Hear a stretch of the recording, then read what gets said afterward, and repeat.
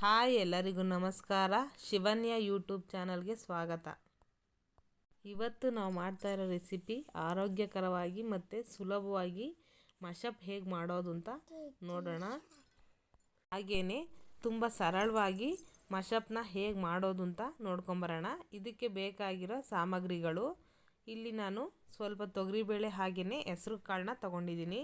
ಹಾಗೆಯೇ ದಂಟಿನ ಸೊಪ್ಪು, ಪಾಲಕ್ ಸೊಪ್ಪು ಮತ್ತು ಕೊತ್ತಂಬರಿ ಸೊಪ್ಪನ್ನ ಕಟ್ ಮಾಡಿ ಇಟ್ಕೊಂಡಿದ್ದೀನಿ. ಒಂದು ಟೊಮೊಟೊ ಕಟ್ ಮಾಡಿ ಇಟ್ಕೊಂಡಿದ್ದೀನಿ. ಒಂದು ಈರುಳ್ಳಿ ಕಟ್ ಮಾಡಿ ಇಟ್ಕೊಂಡಿದ್ದೀನಿ. 1 ಸ್ಪೂನ್ ಖಾರದ ಪುಡಿ, 1-2 ಸ್ಪೂನ್ ಧನಿಯಾ ಪುಡಿ, ಹಾಗೆಯೇ ಸ್ವಲ್ಪ ಕಾಯಿ ತುರಿ ಮತ್ತು ಜೀರಿಗೆ, ಸ್ವಲ್ಪ ಬೆಳ್ಳುಳ್ಳಿ ತೊಗೊಂಡಿದ್ದೀನಿ. 2 ಆಲೂಗಡ್ಡೆ, ಹಾಗೆಯೇ ಸ್ವಲ್ಪ ಹುಣಸೆಹಣ್ಣು ನೀರಲ್ಲಿ ನೆನೆಸ್ಕೊಂಡಿದ್ದೀನಿ. ರುಚಿಗೆ ತಕ್ಕಷ್ಟು ಉಪ್ಪು. ಒಗ್ಗರಣೆಗೆ ಜೀರಿಗೆ, ಸಾಸಿವೆ, ಕರಿಬೇವಿನ ಸೊಪ್ಪು ಮತ್ತು ಬೆಳ್ಳುಳ್ಳಿ, ಸ್ವಲ್ಪ ಎಣ್ಣೆನ ತೊಗೊಂಡಿದ್ದೀನಿ. ಮೊದಲಿಗೆ ಒಂದು ಸ್ವಲ್ಪ ನೀರನ್ನ ಕಾಯಕ್ಕಿಡಬೇಕು. ನೀರು ಚೆನ್ನಾಗಿ ಕಾದ್ಮೇಲೆ ತೊಳೆದು ಎತ್ತಿಟ್ಟಿರೋ ಅಂಥ ತೊಗರಿಬೇಳೆ ಮತ್ತು ಹೆಸರು ಕಾಳನ್ನ ನಾನಿಲ್ಲಿ ಸೇರಿಸ್ತಾ ಇದ್ದೀನಿ. ಹಾಗೆಯೇ ನಾನಿಲ್ಲಿ ಕಟ್ ಮಾಡಿರೋಂಥ ಸೊಪ್ಪು, ಈ ಟೊಮೊಟೊ, ಈರುಳ್ಳಿ, ತೆಂಗಿನಕಾಯಿ ತುರಿ, ಸಾಂಬಾರು ಪುಡಿ, ಖಾರದ ಪುಡಿ, ಬೆಳ್ಳುಳ್ಳಿ, ಜೀರಿಗೆ, ಕಾಯಿ ತುರಿ ಏನು ಎತ್ತಿಟ್ಕೊಂಡಿದ್ದೆ ಎಲ್ಲದನ್ನು ಇಲ್ಲಿ ಸೇರಿಸ್ತಾ ಇದ್ದೀನಿ. ಈಗ ಇದಕ್ಕೆ ಸ್ವಲ್ಪ ಎಣ್ಣೆನೂ ಹಾಕಬೇಕಾಗುತ್ತೆ. ಸ್ವಲ್ಪ ಅರಿಶಿನದ ಪುಡಿ ಹಾಕ್ಕೊಳ್ಳಿ. ಹಾಕಿದ ಮೇಲೆ ಇದಕ್ಕೆ ರುಚಿಗೆ ತಕ್ಕಷ್ಟು ಉಪ್ಪನ್ನ ಸೇರಿಸ್ಬೇಕು. ಉಪ್ಪು ಹಾಕಿದ ಮೇಲೆ ಚೆನ್ನಾಗಿ ಮಿಕ್ಸ್ ಮಾಡಬೇಕು. ಮಿಕ್ಸ್ ಮಾಡಿದ ಮೇಲೆ ಕುಕ್ಕರ್ ಮುಚ್ಚಳ ಮುಚ್ಚಿ ಒಂದು 3-4 ವಿಷಲ್ ಹೊಡೆಸ್ಬೇಕು. ತೊಗರಿಬೇಳೆ ಮತ್ತು ಹೆಸರು ಕಾಳು ಚೆನ್ನಾಗಿ ಕದ್ರೋ ಥರ ಬೇಯಬೇಕು. ಹಾಗಾಗಿ ಒಂದು 3 ವಿಷಲ್ ಆದರೂ ಬರಬೇಕು. ಇದಕ್ಕೆ ಹಸಿ ಅವರೆಕಾಳು ಹಾಕಿದ್ರೆ ಇನ್ನೂ ಚೆನ್ನಾಗಿರುತ್ತೆ. ಅವರೆಕಾಳು ಇಲ್ಲದೆ ಇರೋದಕ್ಕೆ ನಾನು ಹೆಸರು ಕಾಳು ಮತ್ತು ತೊಗರಿಬೇಳೆನ ಹಾಕಿದ್ದೀನಿ.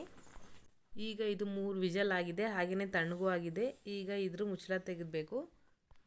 ನೋಡಿ, ಈರುಳ್ಳಿ, ಟೊಮೊಟೊ, ಹೆಸರು ಕಾಳು, ತೊಗರಿಬೇಳೆ ಎಲ್ಲದನ್ನು ಎಷ್ಟು ಚೆನ್ನಾಗಿ ಬೆಂದಿದೆ ಅಂತ. ಇಷ್ಟು ಬೆಂದರೆ ಸಾಕು. ಈಗ ಇದನ್ನು ನೀರು ಸಪ್ರೇಟು ಮತ್ತು ಕಾಳು ಏನು ಬೇಯಿಸ್ಕೊಂಡಿದ್ದೀವಿ ಅದನ್ನು ಸಪ್ರೇಟ್ ಮಾಡ್ಕೋಬೇಕು. ಇದು ಸಪ್ರೇಟ್ ಮಾಡ್ಕೊಂಡ್ಮೇಲೆ ಈಗ ಈ ಕಾಳು ಏನಿದೆ ಬೇಯಿಸ್ಕೊಂಡಿರೋದು ಇದನ್ನು ಒಂದು ಸೌಟಿಂದಲೋ ಅಥವಾ ಒಂದು ಏನಾದರೂ ಸ್ಮ್ಯಾಶ್ ಮಾಡೋದನ್ನ ತಗೊಂಡು ಚೆನ್ನಾಗಿ ಸ್ಮ್ಯಾಶ್ ಮಾಡಬೇಕು. ಈಗ ಅದನ್ನು ಏನು ಎತ್ತಿಟ್ಟಿದ್ವಿ ಆ ನೀರೊಳಗೆ ಮಿಕ್ಸ್ ಮಾಡಿಬಿಟ್ಟು ಚೆನ್ನಾಗಿ ಅದನ್ನ ತಿರುಗಿಸ್ಕೋಬೇಕು. ಈಗ ಇದಕ್ಕೆ ಒಗ್ಗರಣೆ ಹಾಕೋಣ. ಒಂದು ಬಾಣಲಿನ ಕಾಯಕ್ಕಿಡಿ. ಬಾಣಲಿ ಚೆನ್ನಾಗಿ ಕಾದ್ಮೇಲೆ ಸ್ವಲ್ಪ 1-2-3 ಟೇಬಲ್ ಸ್ಪೂನ್ ಎಣ್ಣೆನ ಹಾಕ್ಕೋಬೇಕಷ್ಟೇ. ಎಣ್ಣೆ ಬೇಕಾದರೂ ಹಾಕ್ಕೊಳ್ಳಿ, ಇಲ್ಲ ನಿಮಗೆ ತುಪ್ಪ ಬೇಕು ಅಂದರೆ ತುಪ್ಪ ಹಾಕ್ಕೊಳ್ಳಿ.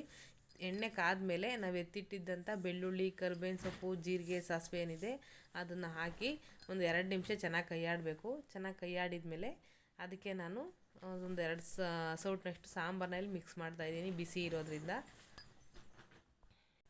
ಸಾಂಬಾರು ಹಾಕಿದ ಮೇಲೆ ಇದನ್ನು ಪೂರ್ತಿಯಾಗಿ ಎತ್ತಿ ನಾನು ಸಾಂಬಾರೊಳಗೆ ಮಿಕ್ಸ್ ಮಾಡ್ತಾಯಿದ್ದೀನಿ. ಒಗ್ಗರಣೆ ಹಾಕಿದ ಮೇಲೆ ಒಂದ್ಸಲ ಚೆನ್ನಾಗಿ ಮಿಕ್ಸ್ ಮಾಡ್ಕೊಳ್ಳಿ.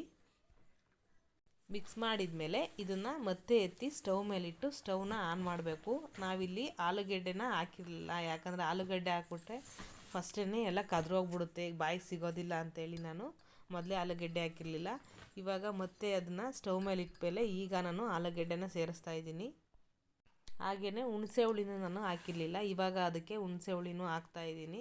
ಒಂದು ನಿಂಬೆಹಣ್ಣಿನ ಗಾತ್ರದ ಹುಣಸೆ ಹಣ್ಣಾದರೆ ಸಾಕು. ಇದನ್ನು ಮತ್ತೆ ಇನ್ನೊಂದು ಸಲ ಮುಚ್ಚಳ ಮುಚ್ಚಿ 1 ವಿಷಲ್ನ ಹೊಡೆಸ್ತಾ ಇದ್ದೀನಿ. 1 ವಿಷಲ್ ಹೊಡೆದ್ರೆ ಸಾಕು, ಆಲೂಗೆಡ್ಡೆ ಚೆನ್ನಾಗಿ ಬೇಯುತ್ತೆ. ನೋಡಿ, 1 ವಿಷಲ್ ಆಗಿದೆ, ರೆಡಿ ಆಯಿತು ಮಶಪ್ಪು. ಅವ್ರಿಗೆಲ್ಲ ಈ ರೆಸಿಪಿ ಇಷ್ಟ ಆಯಿತು ಲೈಕ್ ಮಾಡಿ, ಶೇರ್ ಮಾಡಿ, ಹಾಗೆ ಕಮೆಂಟ್ ಮಾಡಿ. ಯಾರೆಲ್ಲ ನಮ್ಮ ಚಾನಲ್ ಸಬ್ಸ್ಕ್ರೈಬ್ ಮಾಡಿಲ್ಲ ಸಬ್ಸ್ಕ್ರೈಬ್ ಮಾಡಿ. Thank you.